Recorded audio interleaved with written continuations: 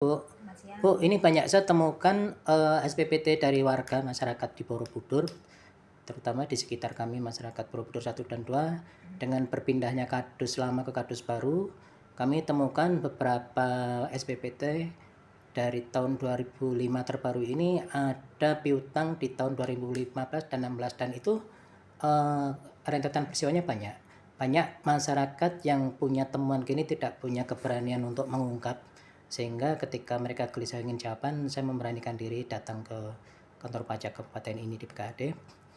Untuk itu bagaimana sih Bu mensinkronkan temuan piutang dari setoran kadus hingga ke kelurahan dan datanya bisa muncul menjadi piutang kabupaten ini? Ibu selaku Saya selaku Kabid, Pak. Kabid Kabid P3SP.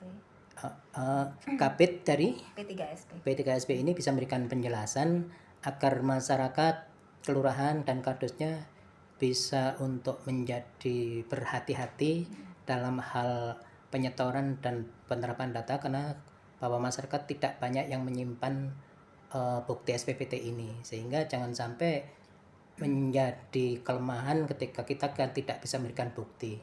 Untuk itu mohon Bu pencerahannya. Iya, terima kasih Pak. Mungkin begini ya Pak ya. Jadi memang untuk SPPT ini, data piutang ini kan muncul mulai di tahun 2024. Nah, tahun 2024 dan tahun 2025. Kemudian ketika panjenengan atau wajib pajak itu merasa sudah melakukan pembayaran melalui Pak Kadus atau melalui kolektor atau melalui yang lain ya, mungkin kalau sudah ada misalnya kok bukti tidak ditemukan dan sebagainya, ya silahkan berklarifikasi. Jadi mengklarifikasi ke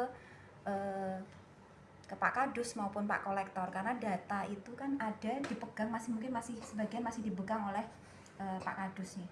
Jadi silahkan melakukan klarifikasi ke desa atau ke Pak Kadusnya. Kemudian apabila memang dari Pak Kadus memang sudah ada pencatatannya, itu sudah diserahkan ke Pak Kolektor atau sudah diserahkan ke, kan pasti ada catatannya. Nah, ini nanti ketika sudah diserahkan atau sudah, nanti itu akan menjadi tanggung jawab dari siapa? Apakah dari Pak Kolektor ataukah menjadi tanggung jawab dari Pak Kadus?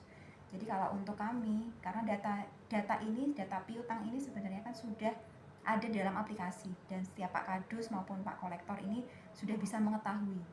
Nah, jadi bisa saya juga menghimbau kepada Pak Kadus maupun Pak Kolektor ya, harus berhati-hati atas semua data yang ada.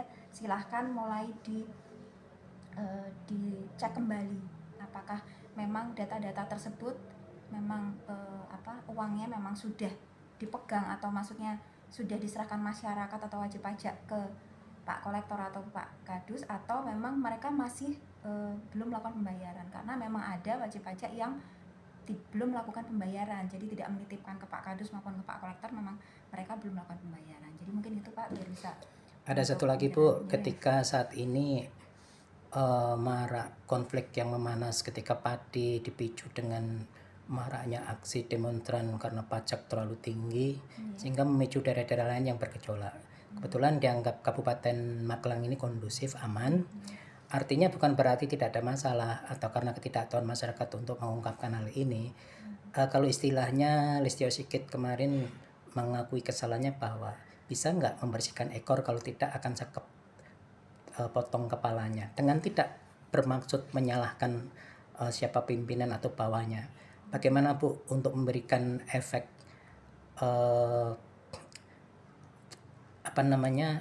bukan efek jerah ya, efek disiplin terhadap penyelenggara perangkat dan masyarakat, perangkat dan kepemerintahan ini bisa bersinergi Bu, agar Ibu tidak hanya mendapat jawaban bagus, data yang hanya bersifat laporan subjektif, tapi konflik yang di masyarakat tidak diketahui gitu.